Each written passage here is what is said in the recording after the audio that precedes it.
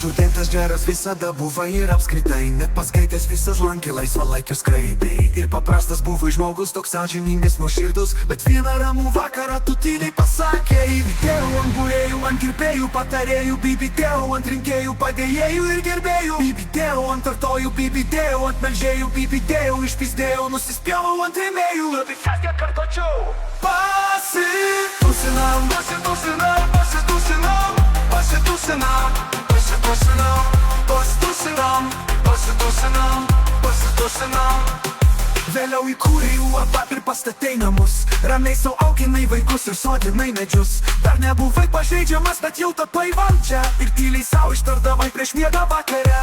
Bybitėjau ant Brazausko, ant Paulausko, ant Šustausko, bybitėjau ant Adamkos, bybitėjau ant Laurenkos, bybitėjau ant Boriso, ant Tomakso ir ant visko bybitėjau, daug sėdėjau, eik nahui atsipiskit. Noriu pabrėžti: pasitusinam, pasitusinam, pasitusinam, pasitusinam, pasitusinam, pasitusinam, pasitusinam, pasitusinam.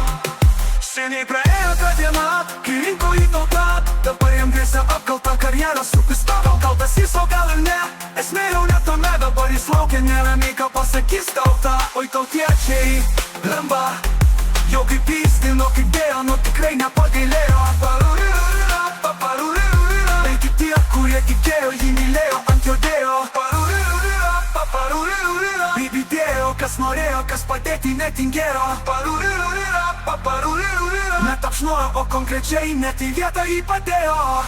Padėjau, vis tiek būčiau kaltinamas. Pasitusinam, pasitusinam, pasitusinam,